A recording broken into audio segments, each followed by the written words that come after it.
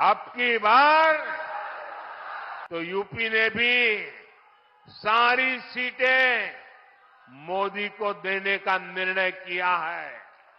यानी इस बार यूपी 100% सीटें एनडीए के नाम करने वाला है।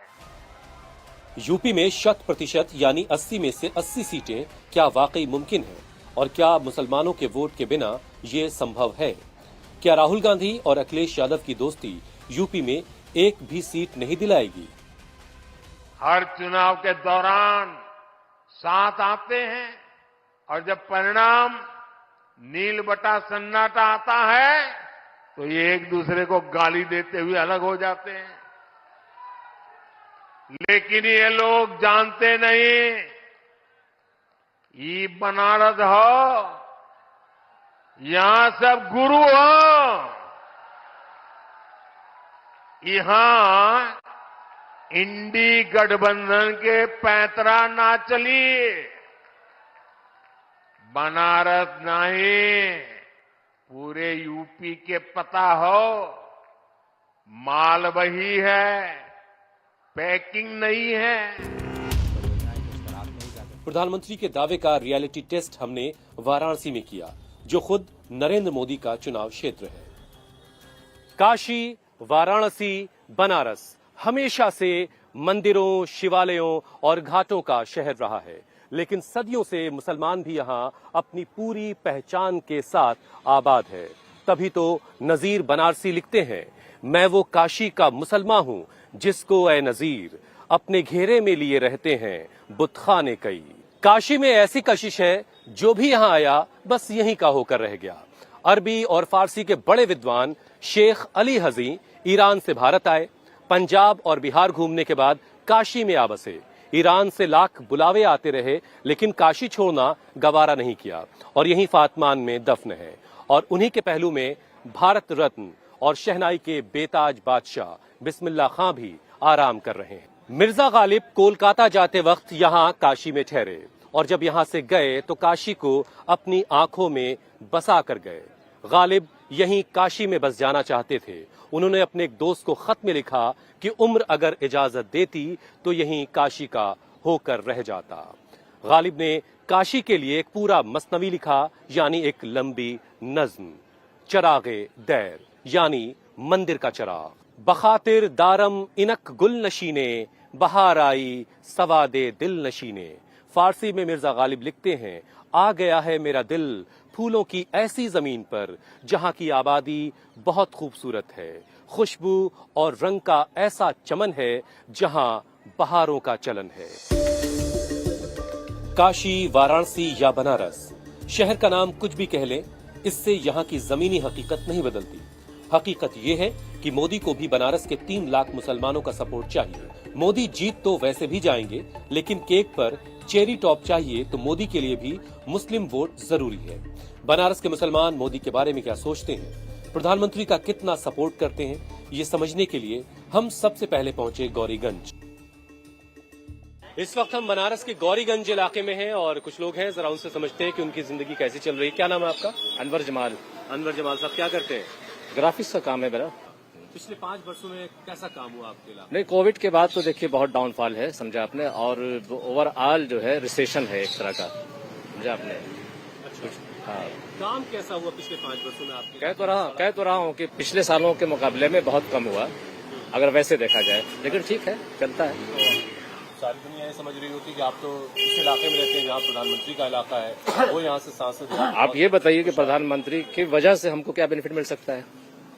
ज्यादा से ज्यादा ये है कि साहब सड़कें अगर वो बहुत अच्छी बना देते तो हमें चलने में आसानी होती, लेकिन वो हमारे घर का बजट तो नहीं उठा सकते ना, वो तो हमें अर्न करना पड़ेगा। और उसके लिए अभी जो सिचुएशन है उसमें अर्निंग जो है वो थोड़ा बहुत मुश्किल हो गई है पहले के मुकाबले में, और उसमें रोजगार का मसला बढ़ा है, और उसमें प्राइम मिनिस्टर को बहुत ज्यादा कसूरवार।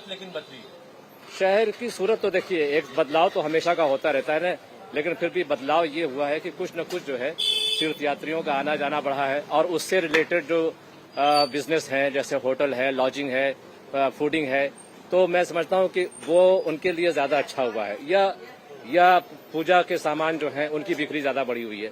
हम लोगों का काम उससे बहुत अलग है। राहुल गांधी आए थे, कुछ खबर मिली थी? हाँ हाँ जी, बस ऐसी चर्चा होता है। राहुल को लेकर के क्या सोच रहे बहुत ज्यादा एक्सपेक्टेशन नहीं है। हो? आपका क्या नाम है? जी हाँ, मुश्ताक वारसी गौरीगंज। मुश्ताक साहब। जी मुश्ताक साहब, अभी बहुत जल्द आपको वोट देना है, कुछ तय कर पाए कि कंफ्यूज है? नहीं, अभी तो कुछ तय नहीं किया है। और ऐसा है कि वोट हर आदमी का अपना अधिकार होता है, वो अपने मन में क्या रखता है वो जब वक्त आता है तो बताएगा। अभी तो खैर ऐसी कोई बात है नहीं। जिसको आपने अपना सांसद चुना, उन्होंने कैसा काम किया मोदी जी ने आपको? देखिए, ऐसा है कि मोदी जी ने सब काम किया, विकास के नाम पे तो धब्बारा कोई काम ऐसा हुआ नहीं है। हमारे गौरीगंज मोहल्ले में अंग्रेजों के जमाने की जो लाइन पड़ी है वो आज तक पड़ी है, और समस्या इतनी गंभीर है कि सीवर युक्त पानी, जरा सा भी सीवर जाम होता है, सीवर युक्त पानी लोगों के घरों में जाता है और लोग सीवर युक्त पानी पीने, हाँ, तो लोग पीने के लिए मजबूर है। जामिया अस्पताल के करीब है, ये पूरा इलाका मुसलमानों का इलाका है। यहाँ पर जगह जगह आपको अच्छी खासी मुसलमानों की भीड़ दिखेगी। गुलाम मोहम्मद। गुलाम साहब, क्या करते हैं आप? हम गद्दे पर काम करते हैं। राशन वाशन मिल रहा है आपको? राशन तो मिल रहा है जरूर, बाकी रहने का घर भी नहीं है, किराए पर रहते हैं हम। अच्छा, आपके तो सांसद मोदी जी हैं यहाँ से। तो हम आवास का फार्म भरा, कोई सुनवाई नहीं है। आपका क्या नाम है? जैबुल निसा।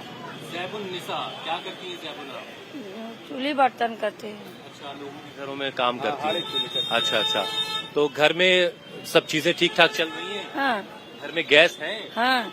कौन सी गैस है? वो जो एक उज्ज्वला योजना वाली आई थी? नहीं, शादी में मिला था लड़का को। लड़के को शादी में मिली थी? हाँ अच्छा, बाकी राशन वाला मिल रहा है? हाँ बाकी सब चीजें ठीक चल रही सब, हाँ सब मिल रहा है। हैं? राहुल गांधी आए थे, खबर मिली? हाँ देखा था आपने? हाँ।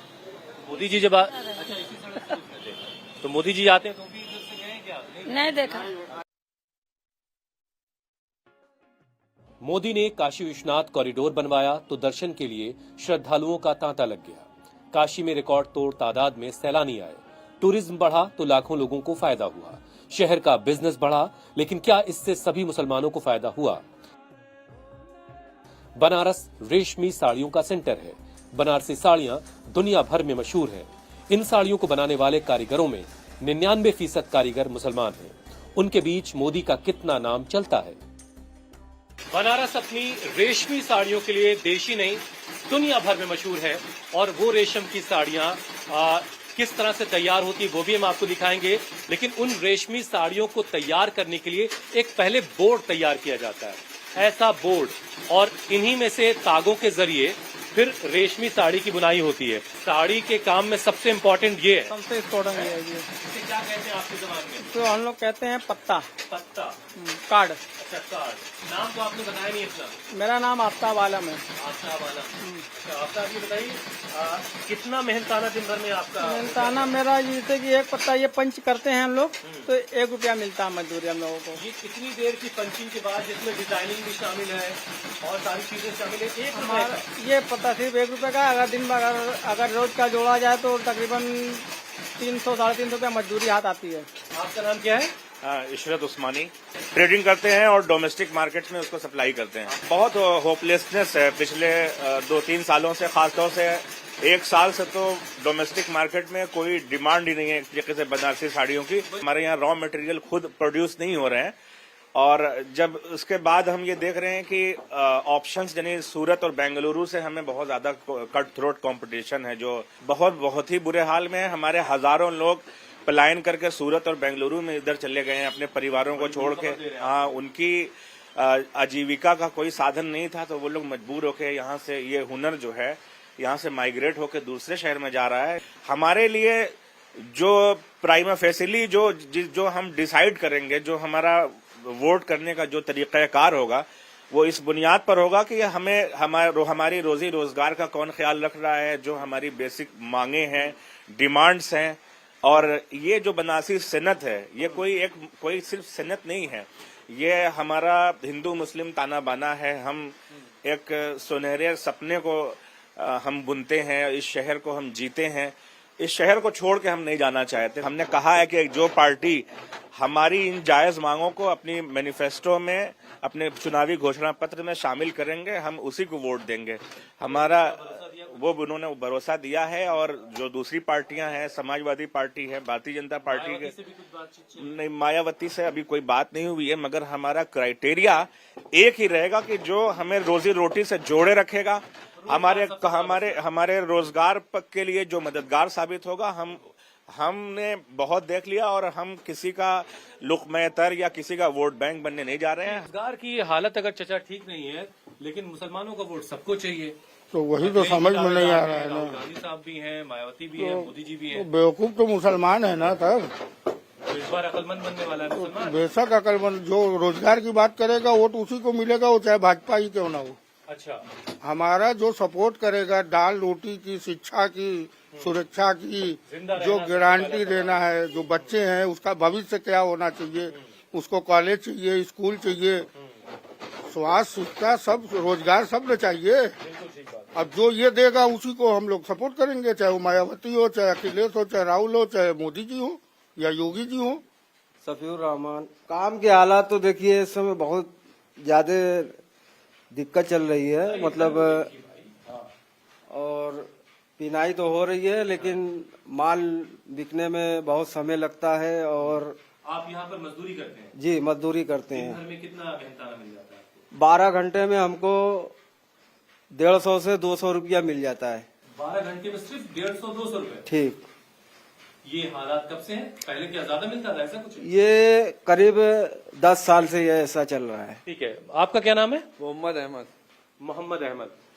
तो अहमद साहब, काम हम कैसे चल रहा? काम ठीक नहीं चल रहा है इस समय, बहुत मंदी है, माल बिक ही नहीं रहा है। माल बहुत महंगा पड़ रहा है, यहाँ का सूरत का सस्ता पड़ रहा है, इसलिए सूरत का सस्ता पड़ रहा है? वहाँ से आता है मटेरियल, यहाँ पे बहुत महंगा पड़ जा रहा है। सूरत में जो साड़ी बनती है 300 की, यहाँ बनती है वो 550 की। बनारस में रेशमी साड़ियों को बनाने की जो मशीनें हमने आपको दिखाई, यहाँ पर उसमें सबसे बड़ी मशीन लगी हुई है।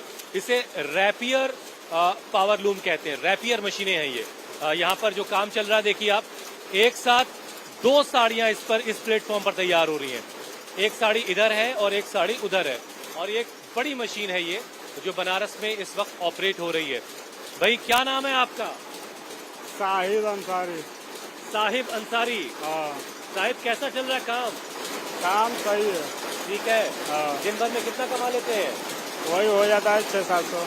600-700 रुपए? अच्छा, चलिए ठीक है। यहाँ शोर ज्यादा है तो थोड़ा सा हम यहाँ से हटते हैं, और जो इस कारखाने के ओनर हैं यहाँ के, जो उनसे हम बात करते हैं। अकरम भाई, अकरम साहब, 600-700 रुपया आपके लोग बना ले रहे हैं, तो मैंने पहले जिन लोगों से बात की वो तो बता रहे थे कि 200 रुपए भी बनाना मुश्किल हो जाता दिन भर में। देखिए, आपके यहाँ काम करने वाले लोग तो बड़ी, देखिए असल बात ये है कि जो हमारी मशीनें हैं थोड़ी एडवांस है, और थोड़ा हम बनारसी कपड़े बना रहे हैं जो प्योर बना रहे हैं। तो क्योंकि ये बनारस की एक पहचान रही है कपड़ों की, तो हम भी थोड़ा कमा लेते हैं और कारीगर भी थोड़ा कमा लेते हैं इस मशीन को चला करके। जरा बताइए कि पिछले 5 वर्षों में क्या बेहतरी आई काम? नहीं, बेहतरी तो नहीं आई, ये तो बिल्कुल नहीं कहेंगे, लेकिन 2019 के बाद हमारे काम लगातार गिरते चले जा रहे हैं, और पिछले वो समय की व्यवस्था और आज की व्यवस्था में काफी फर्क हो गया। अब काम की पोजीशन वो नहीं थी जो 2019 के पहले थी, क्योंकि सरकार ने 2019 से जो हमको 2002 से जो बिजली की जो एक सब्सिडी मिल रही थी, वो सरकार ने 2019 में खत्म कर दी। यहाँ का कारोबार दिन प्रतिदिन बहुत बुरे अवस्था में जा चुका है, और कारोबार आधे से ज्यादा बंद पड़े हुए हैं, क्योंकि अब सरवाइव नहीं कर पा रहे हैं। क्योंकि अब क्योंकि सारे धागे वहीं से आते हैं, यहाँ पे जितने भी रॉ मटेरियल्स हैं वो सारे सूरत, गुजरात से ही आते हैं। ये जितने भी धागे ये सारे सूरत से ही आते हैं। तो एक बिजली एक ऐसी व्यवस्था थी कि हम सस्ता माल हम कंपटीशन कर पा रहे थे, लेकिन आज के समय में हम जितने का माल बनाते हैं उससे सस्ता माल वहाँ से आ जाता है। बनारस की साड़ियां सूरत और बेंगलोर की साड़ियों से पिट रही हैं। ये बाहर के लोग नहीं, बल्कि बनारस के लोग ही कहते हैं। वही लोग सरवाइव कर पा रहे हैं जो अपने हुनर को नई शक्ल, नई धार दे रहे हैं। ये कपड़ा बनारस से यूरोपियन कंट्रीज में सप्लाई होता है। जो वहां पादरी होते हैं चर्चेस के, वो इसके गाउन पहनते हैं। मुझे बताया गया कि बड़ी डिमांड है बनारस के इन कपड़ों की। बहुत मुमकिन है कि आपने जब किसी पादरी से मुलाकात की हो, उसके बदन पे जो गाउन रहा हो वो बनारस के ही कपड़े का बना हुआ हो। चचा, पहले तो अपना नाम मुझे बता दें। सैयद हसन अंसारी। सैयद हसन अंसारी साहब, तो ये आप सारा काम आपका एक्सपोर्ट का ही है? एक्सपोर्ट का है जी। तो तब तो आप बड़े इम्पोर्टेंट आदमी हुए हिंदुस्तान के एतबार से, है ना? तो ये ठीक ठाक महंगा भी होगा, अच्छा खासा ही? अच्छा खासा महंगा, क्योंकि हम लोग जो प्रिस्ट का जो होता है उनके डिमांड के हिसाब से हम लोग इसको बनाते हैं। वो बोलते हैं कि हमारी डिजाइन बनाइए, तो हम लोग उनकी डिजाइन करके अपने हिसाब से हम लोग यहाँ से सीधे कम्युनिकेट कर रहे हैं? सीधे डायरेक्ट नहीं, नो बेचौलिया, हम लोग डायरेक्ट कर रहे हैं। जी जी जी। मैंने बड़े सारे लोगों से मुलाकात की, तो मतलब ये हुआ कि उससे निचोड़ ये निकल रहा है कि एक्सपोर्ट का काम अच्छा है, लेकिन जो हिंदुस्तान में सप्लाई वाला एक्सपोर्ट में भी क्या है, अच्छा तभी कहेंगे जब हम कस्टमर के हिसाब से हम उनकी चीज बनाएंगे। अब हम अपनी डिजाइन बना के रखेंगे तो हमारा कुछ काम नहीं। यहाँ बनारस में यही हाल है, डिमांड के हिसाब से अगले की डिमांड उनसे पूछते रहते हैं क्या न्यू डेवलपमेंट किया जाए। न्यू डेवलपमेंट करते रहिएगा तो काम आता रहेगा, डेवलपमेंट नहीं करेंगे तो काम नहीं आएगा। हम अपना ट्रेडिशनल वही पुरानी चीज चलते रहेंगे। लोकल काम कर रहे हैं जिनकी सप्लाई हिंदुस्तान में, उनको कोई सलाह नहीं देते आपकी वो भी कुछ डेवलपमेंट करें? ऐसा है कि वो तो ये देखते हैं कि अगला क्या कर रहा है, बस उसी को कॉपी करने लगते हैं। हमारी कैपेसिटी 5 लूम की है, हम 25 पावर लूम चला रहे हैं, तो हम कहाँ से डेवलपमेंट के बारे में सोचेंगे? प्रॉब्लम ये हम लोगों के साथ है। साहब इधर आइए जरा। 2 लड़कों का भी बड़ा जोर है सियासत में आजकल, और वो 2 लड़के साथ आए हुए। अभी आपके शहर में भी राहुल गांधी आए थे, तो जाहिर है कि आप लोगों की मुलाकात, आप लोगों का डेलीगेशन अलग अलग पॉलिटिकल पार्टीज से भी कहता होगा कि भाई हमारे काम को ध्यान दिया जाए। तो राहुल गांधी से क्या कोई मुलाकात हुई, कुछ बात करने की कोशिश? ऐसा भी पता नहीं, हम लोग की तो मुलाकात नहीं हुई क्योंकि हम लोग तो काम में ही रहते हैं। हाँ, हमारे यहाँ रोड से ही गुजरते जी। तो अच्छा, वोट को लेकर के कुछ सोचा है मोहतशिम की कैसे चुनोगे? राहुल गांधी अखिलेश की दोस्ती ठीक लग रही है, मायावती पसंद है या मोदी जी पसंद है? देखिए, हम लोग बिजनेसमैन आदमी है, जो काम देगा उसको देखेंगे। अच्छा, हम लोग तो काम देखेंगे ना। दे रहे हैं कि नहीं दे रहे हैं? अभी तो दे रहे हैं, लेकिन बहुत अभी ठीक तरीके से फोकस नहीं हो पा रहा है। अच्छा, अभी और अच्छे से देने की जरूरत है। कुछ कहना चाहते हैं तो कह दीजिए मोदी जी से। अभी मोदी जी से हम लोग यही कहना चाहेंगे कि हम लोगों को बुनकरों पर ध्यान दें। वैसे मोदी जी तो हम लोग के साड़ी के बारे में बहुत अच्छा उन्होंने वो किया, मगर थोड़ा सा जमीनी हकीकत में हम लोगों को थोड़ा साथ दें। अब इस वक्त हम बनारस के बहादुर शहीद इलाके में हैं, और मेरे पीछे ये जो आप देख रहे हैं शॉल बहुत खूबसूरती से बनाई हुई, बहुत खास है ये। इसके लिए मकबूल हसन साहब को बाकायदा नेशनल अवार्ड भी मिला है। मकबूल साहब, पहले तो शुक्रिया, आपने वक्त दिया हमें। मुझे याद है कि 5 बरस पहले मैं आपसे मिला था। इन 5 बरसों में आपके कारोबार में क्या बदलाव आया? बनारस में कुछ रिसेशन तो जरूर रहा है, लेकिन कभी ऐसा नहीं हुआ है कि बच्चों को रोटी और दूध न मिले, ऐसा नहीं हुआ। जहाँ तक प्रधानमंत्री के काम का सवाल है, तो जब वो प्राइम मिनिस्टर बने थे, तो जब पहली विजिट में बनारस आए थे तो उन्होंने सिर्फ 2 ही नाम लिया था। एक नाम उन्होंने गंगा का लिया था और दूसरा नाम उन्होंने बुनकर का लिया था, हैंडलूम बुनकर का लिया था। और एफर्ट भी उन्होंने किया। उन्होंने यहाँ पे TFC एक बनवाया, और जिसको बहुत ही खूबसूरत बनवाया है और बहुत बड़ी जगह पे लेके बनवाया है। लेकिन अफसोस ये है कि अभी तक वो डायरेक्ट बुनकरों को उससे कोई फायदा नहीं पहुंच रहा है। देखिए, मुसलमान इतना नरम दिल है कि वो सारे लोगों को बांट के वोट दे देता है, और लेकिन ये उसका अपना खुलूस है। इसको लोग उसको अपनी कमजोरी से समझते हैं। हर सियासी पार्टी ये समझती है कि मुसलमान बहुत कमजोर है, उसको जिस तरह से भी चाहा जाए मोड़ दिया जाए। ऐसा नहीं है, ये उसका अपना खुलूस है कि वो सबको। ओवैसी तो पार्लियामेंट के अंदर भी मुसलमानों की बहुत बातें करते हैं, वो कैसे लगते हैं आपको? देखिए, ओवैसी साहब जितनी भी बात करते हैं, वो एक बैरिस्टर है और चर्ब जबान है, बातें बहुत करीने से करते हैं, लेकिन मुझे लगता है कि उससे मुसलमानों का कोई लेना देना नहीं है। बनारस रेशमी साड़ियों के लिए अगर मशहूर है तो अपनी गलियों के लिए भी खूब जाना जाता है, और इन्हीं बनारस की गलियों के लिए नजीर बनारसी लिखते हैं कि होशियारी से चलना नहीं आता, जिन्हें इस पार हो जाते हैं उस पार बनारस की गली में। हम इस वक्त बनारस के लल्लापुरा पौसरा इलाके में हैं। मेरे पीछे आप मस्जिद देख रहे हैं, बस अभी नमाज खत्म हुई है, कुछ लोग यहाँ जमा है, जरा उनसे हम बात करते हैं कि उनका काम धाम सब कैसा चल रहा है। क्या नाम है आपका? अरशद मिराज नाम है मेरा। अरशद साहब, क्या करते हैं आप? पावरलूम की बुनकारी का काम करते हैं। कैसा चल रहा है आपका बुनकरी का काम? इस वक्त तो बहुत ज्यादा मंदा है और कोई बाजार नहीं है। साड़ियां बनती हैं लेकिन बिक नहीं पाती हैं, आधे रेट से बिकती हैं। यहाँ तक कि मजदूरी भी नहीं मिल पा रही है लोगों को। बाजार की हालत बहुत खराब है। वजह इसकी और जानेंगे आपसे। क्या नाम है आपका? महफूजुर रहमान। महफूजुर रहमान। महफूजुर रहमान जी सर। कान लग रहा खा रखा है, इसलिए थोड़ा सा फंस रहा है मामला। क्या करते हैं आप महफूज? यही बुनाई का काम करते हैं सर। तो आपके लिहाज से काम कैसा है? देखिए ऐसा है कि आज जो स्थिति है ये बनारस की बहुत दयनीय है। अच्छा, बहुत दयनीय है। जो साड़ी आज 500 रुपए की बन रही है, हम लोग लागत लगा रहे हैं उसमें, वो आज के डेट में 250 रुपया का वो भी बहुत मुश्किल बिक रहा है। ये सूरत और बेंगलोर से बहुत कड़ा मुकाबला मिल रहा है। सूरत तो समझिए हम लोगों को धीरे धीरे और पीछे ढकेल रहे हैं। टेक्नोलॉजी जितनी आगे बढ़ती जा रही है उतनी हम लोग पीछे चले जा रहे हैं। तो आपका अपना लूम है या कारीगर? अपना लूम है, अपना लूम है। आपका चचा नाम क्या है? मोहम्मद सलीम। सलीम साहब, आपके यहाँ से तो मोदी जी सांसद हैं, तो लोगों को लगता है कि बहुत अच्छा यहाँ सब कुछ काम हुआ होगा। दूसरे के थरिया का बड़ा बहुत बढ़िया दिखाला। अपने में जब लिया ने बहुत अच्छी लगती है। हाँ, अपने पास जब आता है ना तब समझ में आता है। हम इस वक्त बनारस के फातमान में हैं और फातमान बनारस के मुसलमानों के लिए एक बड़ा मरकज है। और मेरे पीछे जो ये आप मजार देख रहे हैं, ये शेख अली हजी की मजार है। ईरान के बहुत बड़े विद्वान थे, फारसी और अरबी के। हिंदुस्तान आए, काशी में ही बस गए और यहीं उन्होंने अपनी जिंदगी का आखिरी वक्त गुजारा। मुझे बताया गया कि बच्चे यहाँ आकर के पढ़ते हैं। ये ऐसी मान्यता है कि यहाँ पर पढ़ने से उनको जो तालीम है, जो एजुकेशन है या फिर याद करने का जो मादा है वो बेहतर होगा। अब हम फातमान दरगाह के बिल्कुल गेट पर खड़े हैं। फिरोज भाई कह रहे थे कि दरगाह के अंदर सियासी बातें ना हो तो बेहतर है। मैंने इनकी बात का एहतराम भी किया। फिरोज भाई, अब जरा बताइए कि मोदी जी के सांसद आपके बनने के बाद क्या बदला शहर में? मोदी जी के सांसद बनने के बाद बनारस में चीजें तो बदली हैं।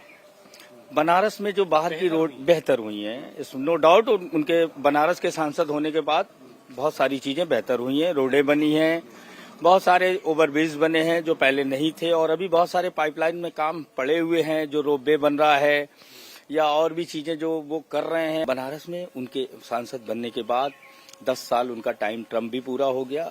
बहुत काम हुआ है, घाटों को बड़ा अच्छा सजा। मुसलमान भी उनके साथ है। अब ये तो देखिए, बनारस का मुसलमान आप फिरोज उनके साथ नहीं क्या? नहीं, बनारस के काम के लिए मैं उनके साथ हूँ।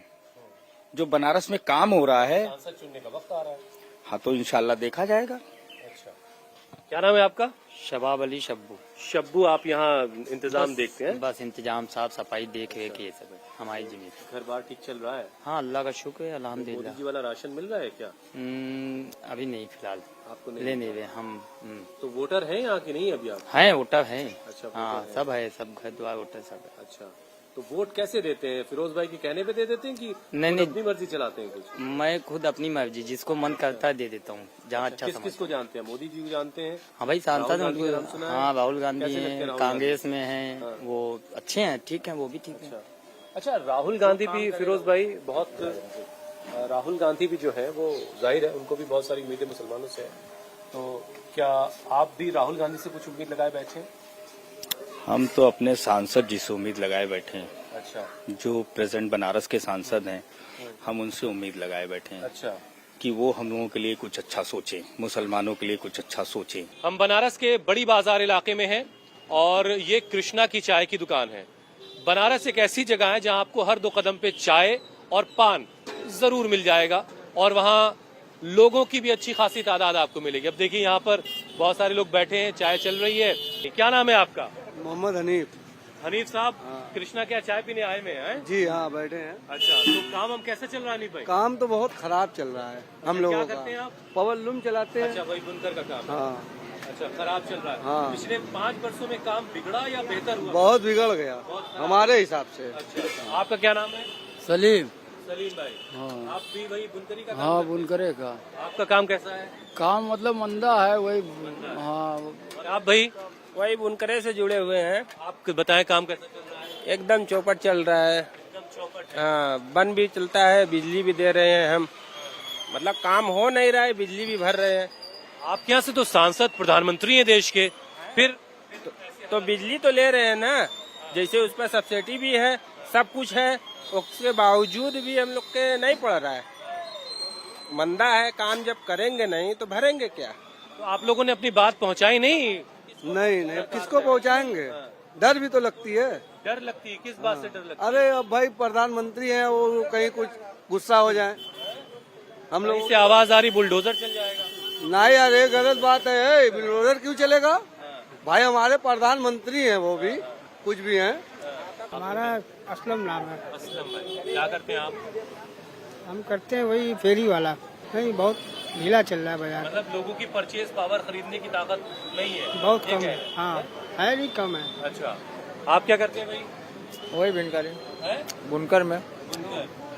और पान भी खाते हैं? हाँ। पान तो बनारस की शान है। अच्छा ये बताइए, अभी राहुल गांधी आए थे आपके यहाँ, देखा था? नहीं, हम तो नहीं देखे थे। नहीं देख पाए।